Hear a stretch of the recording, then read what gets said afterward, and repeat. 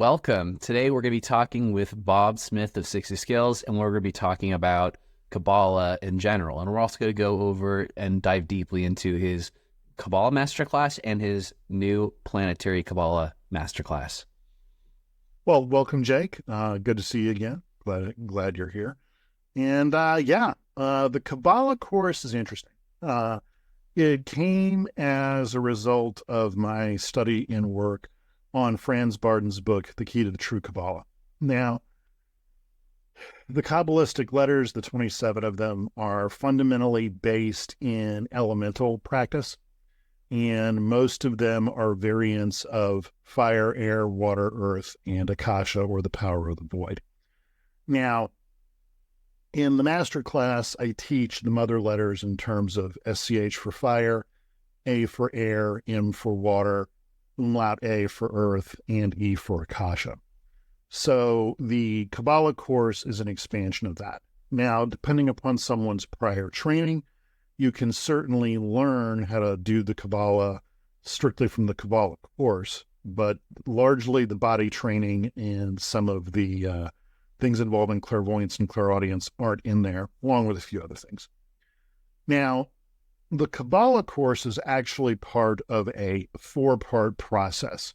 On the front cover of Franz Barden's third book, Key to the True Kabbalah, there's this drawing. In the center are the elements, outside that are the planets, then you have the zodiac, and then you have the 10 Sefirot. So this was Franz Barden attempting to explain that this is the master progression for his system.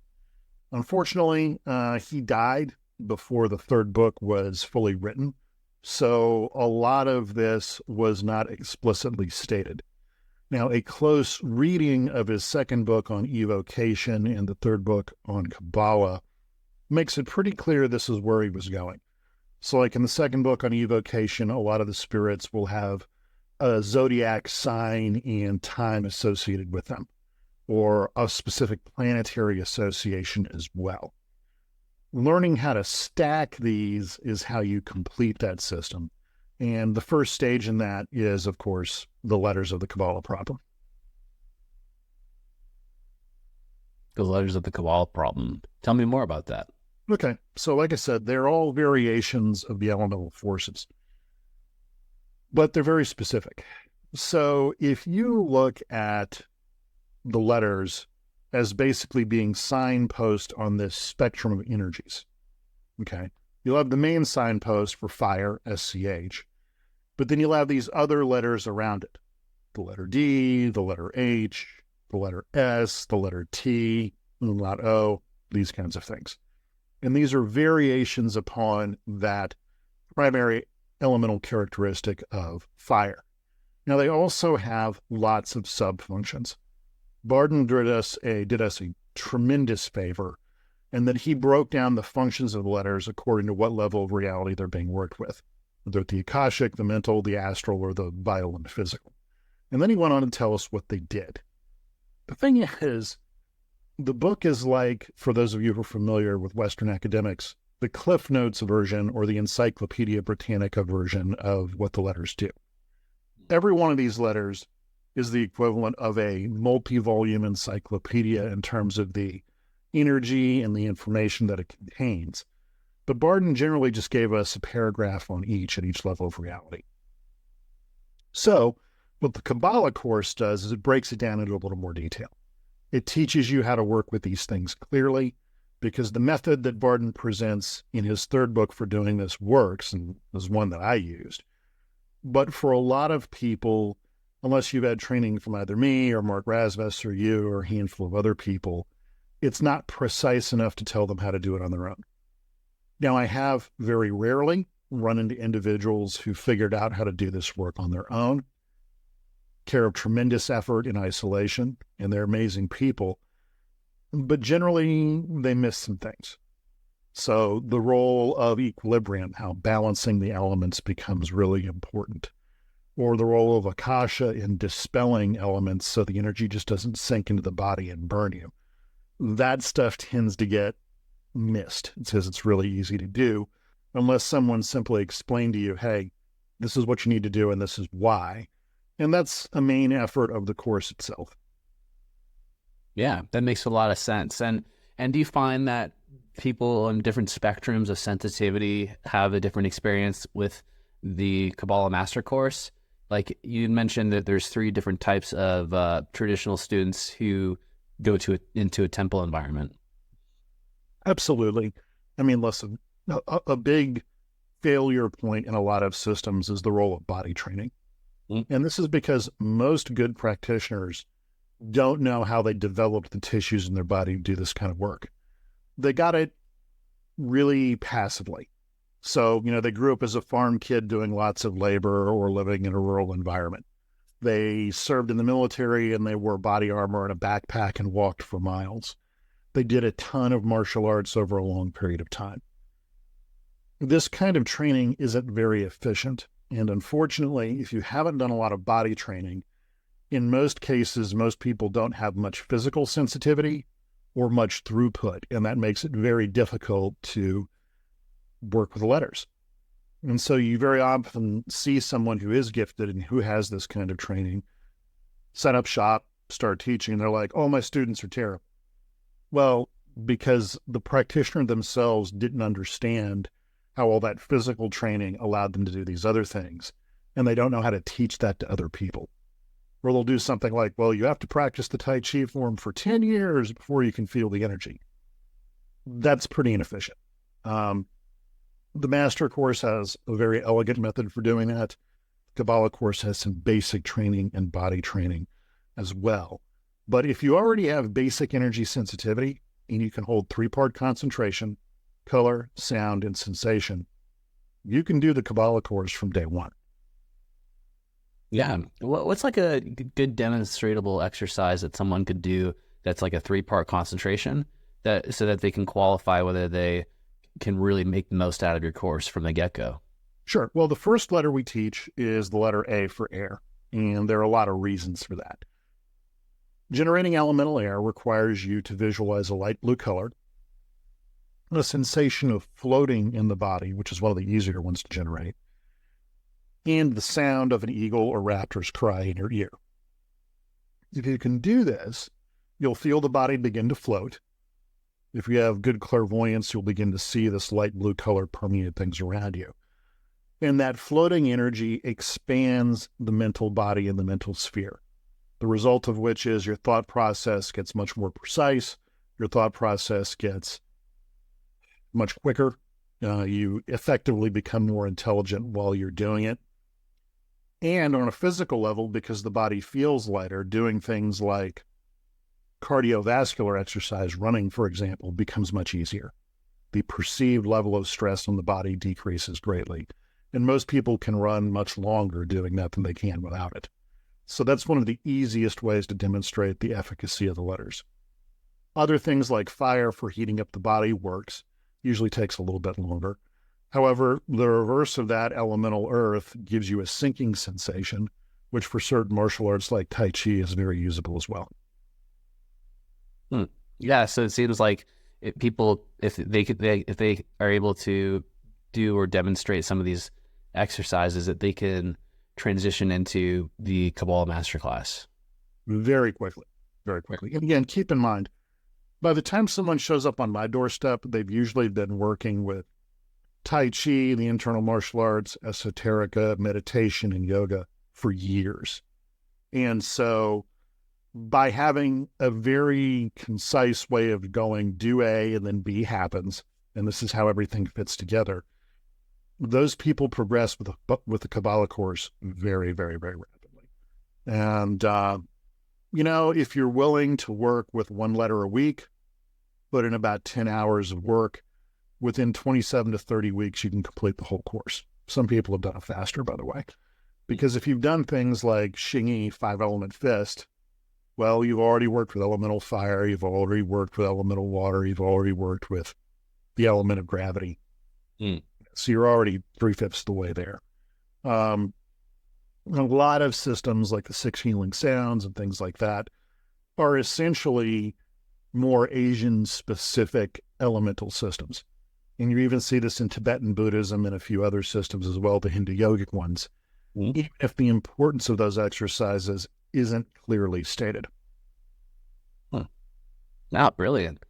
And so, what happens when someone has done like the 10 hours with each single letter? Like, what's the next step of progression? You mentioned that there's, you know, there's multi-letter combinations of letters. There's the planet energies. There's Sephiroth. There's zodiac signs. It seems like there's like a life's work to do that you could do with this. Done properly, it shouldn't take more than 4 or 5 years, Mm. just to be completely honest. If you can do 10 hours a week worth of work, which is a little less than 2 hours a day with a given force, typically between the 5 and 20 hour point, someone will be able to generate that force cleanly with a high degree of strength upon demand. At that point, you can move on to the next one. And this is true whether or not it's an elemental letter from the Kabbalah, or a planetary force, or a zodiac force, or a Sefirot force. Mm. Now, in Barden's master system, you stack these things.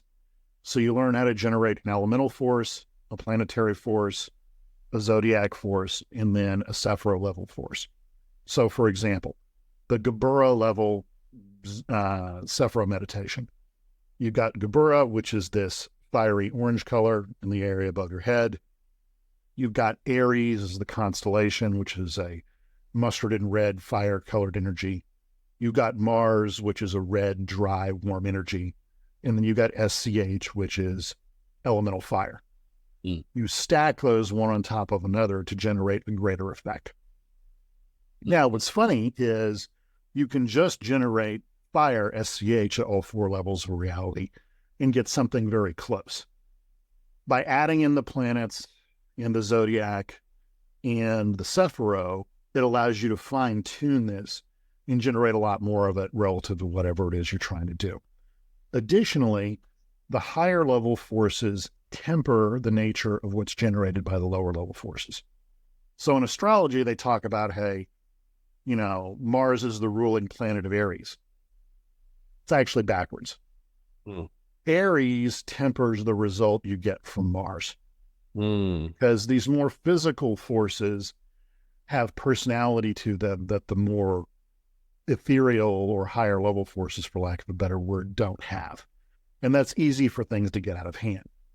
So, there's the system that I'm building, which again has the Kabbalah course, followed by the planetary course, followed by the zodiac course, and followed by the Sefirot course. So we're working our way up that path of enlightenment, for lack of a better term, which ultimately results in the ability to enter this non-dual light state of complete enlightenment, the nirvana of the Buddhist, the Tao of the Taoist, the God of the monotheistic faiths, so on and so forth, upon command, by breaking it up into smaller steps instead of having to jump from just elemental fire all the way up to that state all at once.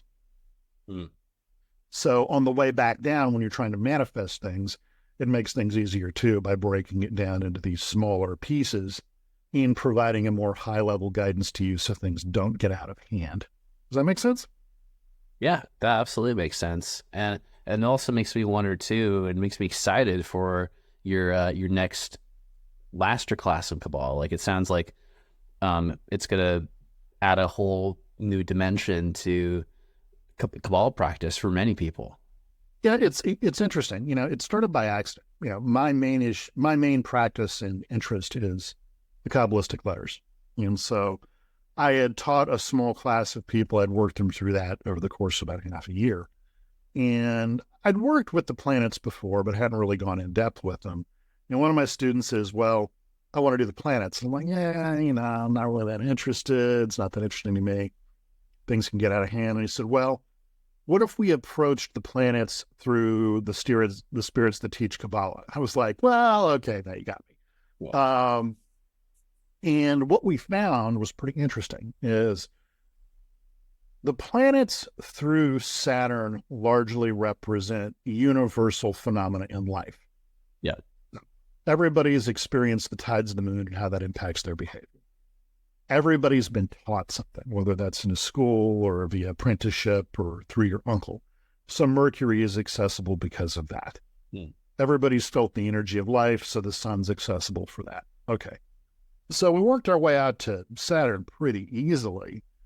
And then we decided, well, let's take a look at these outer planets, Uranus, Neptune, Pluto. Well, it turns out the outer planets are very powerful, very difficult to control. But here's the catch. They're not universally accessible. They represent things that, for the most part, happened after the Industrial Revolution. So if you want to work with Uranus and you're not trained as an engineer or in the scientific method, well, that's going to be a little hard. Neptune, if you haven't worked with media or celebrity or performance arts, same kind of problem. Pluto's a bit of an exception. It's a little weird in its own right. But what we found was that by approaching it from a Kabbalistic perspective, I want to learn Kabbalah, it turns out that's the universal theme between all the planets. So if you go to an astrological course and you read up on Mars, right, it's like, okay, planet of warfare, planet of male sexuality, planet of pre-industrial engineering, planet of animal husbandry. Okay. If you hadn't worked with any of those things and you have a Mars meditation, it's generally going to be a pretty harsh experience because the planet has to get that energy into you to have something to work with and reflect off of. But there's an exception. If you studied Kabbalah, there are Kabbalah spirits associated with every planet. So this gave us an in on the outer planets that most of the people I talked to about that said, yeah, they're kind of potent, they're really unpredictable, it's kind of hard to see or make contact with what's going on out there because they didn't have a reason for being there. Right. The example I like to use is if you made it past security and wandered into the back offices of a major university and just started knocking on the doors of different professors, what kind of reaction would you get? Okay. Maybe one guy's bored and just wants to talk. Yeah. Okay, that could be a thing. Or maybe more likely, they're like, what are you doing here? Why are you trying to talk to me? You need to get out of here. I got work to do. Leave me alone. You're not one of my students. Yeah. So with the outer planets in particular, having a reason to engage with those is super, super important. Also, because the planets have a very real astral or energetic signature associated with them. Yeah. The spirits, when you invoke them, tend to be very present. And so, depending upon the egregore or energetic buildup around that given entity, they can be pretty dualistic. They can be good or they can be bad. And this is where negative manifestations of things can happen that are really hard to control and very uncomfortable. But then we started working on the zodiac. Yeah. Right? Working our way through that. This is where things got interesting again. Again, we had a reason to be there because of the focus on Kabbalah, because again, just as with the planets, there are Kabbalah spirits associated with all the signs of the zodiac. Yeah. But what was also interesting is the zodiac those entities largely manifest on a mental level. Well, when you're dealing with a mental level entity, it's beyond spatial constraint. It's one step removed from the void. So it's not very dual yet. It hasn't bifurcated into a positive and a negative very much. Again, if you're really lazy with your esoteric hygiene and you've been robbing your neighbor's house and raping his daughter and doing a bunch of drugs, yes, you can pull off a negative manifestation of a mental level entity, but it takes a lot of work. Yeah. So for that reason, the zodiac ended up being very easy to work with. Additionally, what we found is that those meditations with something like Saturn, which are universally very harsh in nature for most people, got softened because the zodiac regulated that relationship with the planet, which is really amazing. It completely caught us by surprise when we were working on that. Finished that about a year ago. Then about 7 months ago, we started working with the Sefirot, which again, at the Akashic and non-dual level, very hard to make contact with for most people. But again, we had a reason. Hey, we're here to learn Kabbalah. Sure enough, there are Kabbalah teaching spirits at each one of the Sefirot. Yeah. So what ended up getting explained was that by meditating on the Sefirot at that Akashic or non-dual level, it essentially breaks up the jump from that high mental level to that pure non-dual level into little steps. So what we found was that immersion into non-dual light started becoming much easier and much more potent. The information you'll get through that, through the level of about Gabura or so, is pretty clear. After that, and just starting to work through this now, things become increasingly non-dual in nature. So it's hard to perceive what's going on. There's an energy transfer because the entities are there and they're there to help you with that. But it becomes increasingly diffuse on the way up. My suspicion, and what's been told to me by talking to these different entities, is that by the time you work your way all the way up to Kether, you essentially become an arahant in the tradition of Theravada Buddhism, where you can spontaneously and intentionally, by the way, put yourself into that state. Whereas most people will have experiences with that just working with the Kabbalah by the letters by themselves. It's generally very hard for them to do it consciously. It just kind of randomly happens as a result of practice. So that's that difference between somebody who's had the Enlightenment experience, in the end, the rare individual who can go into that state consciously upon demand. And so that's where the whole system's going. Yeah, and so there also seems to be this causation where you're connecting with each of these different energies and the Sephiroth and the constellations, and by the time you're at the Sephiroth, things are more non-dual nature, and it's more about so at each step you're spending enough time with each of these spheres to gain equanimity, to gain balance, and to bounce from the effects of that sphere. And that's in a sense a way of mastery. And then you can do that all the way up to, Kether, and then that's basically at the level where you can consciously experience like enlightenment and as the equivalent to the same level of an arhan, where you can choose to not only be a non-returner but also like to fully merge. Correct. And there are echoes of this in other systems as well, where they will have a schedule or roster of entities that lead you through those different states. It's just generally not explained very well. And again, that sigil, that drawing on the front page of Franz Barton's third book, Key to the True Kabbalah, gives you the roadmap. It's really quite profound. I've seen some similar stuff amongst some of the Tantric Buddhist traditions, but someone clearly spelling that out, very uncommon. So again, I didn't invent anything here, Jake. I didn't come up with anything new. I just followed the roadmap and have a teaching methodology that people seem to have really good results from. Now, what's curious is once you work your way all the way up, then you can work your way all the way back down. My suspicion that results in some ability to conduct physical manifestation by, again, showing you how to lead the energies from this diffuse, ethereal, soft kind of thing into something much more physical.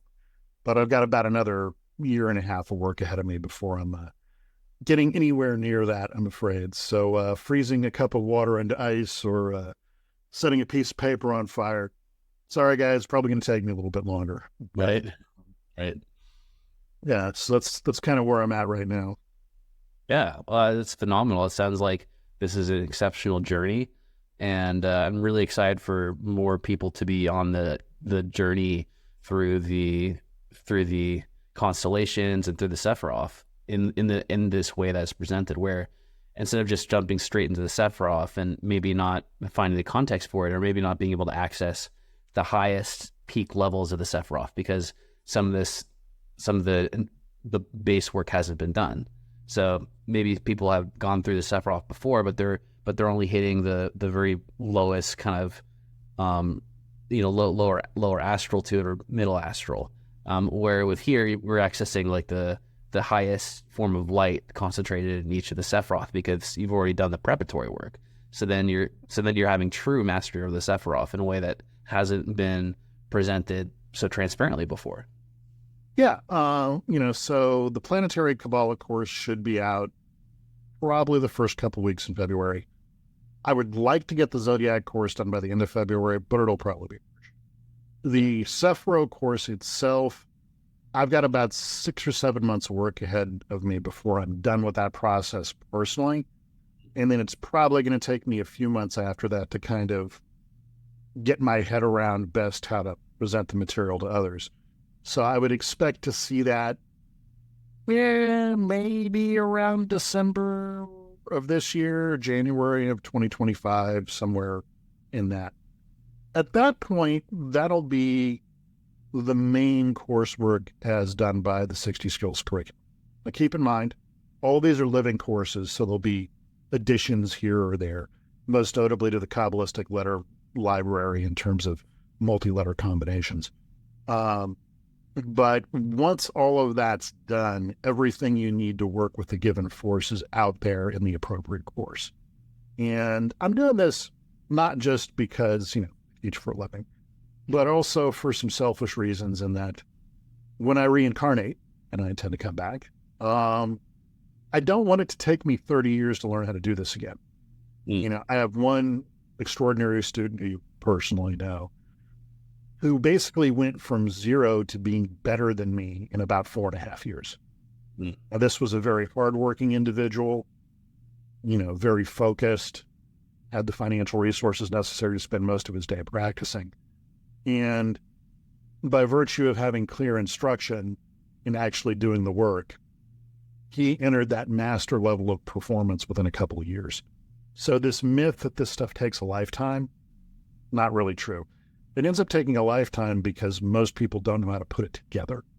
And the 60 Skills program gives people a scaffolding or setup by which to do that. Again, there are other ways to do this, lots of traditions out there. If you have the ability to make contact with the ultra-Orthodox Jewish community, I'm sure in some of their Kabbalah schools, they've got some amazing stuff. But I personally don't have access to that. Not many people do, unfortunately. I think Shingon Buddhism probably has some interesting things to say. I know in my studies of Tibetan Buddhism, it's all there too. But, with a lot of these systems, accessibility is a bit of a problem. So like with Tibetan Buddhism, if you haven't learned Trollcore, a lot of their higher level techniques don't work. And finding someone who's willing to teach you that, not very easy to do in most cases. So again, the 60 Skills curriculum is about presenting an easily accessible method that doesn't require someone to be born into a specific group or have a specific religion. And likewise, anybody can do it. I mean, there's, as you well know, there's no religious content to what I do at all. So it's not exclusive in that regard where it's going to cause a problem with someone's faith. It's introduced as engineering. And from what everybody tells me, it seems to work pretty well.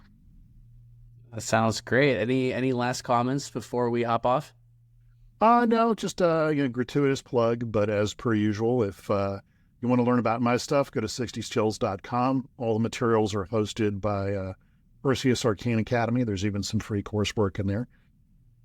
You have a lovely course on spirit magic and evocation as well, so it's well worth checking out. And if you want to do long-term live-in on-location training, there is no better source than Mark Rasmus.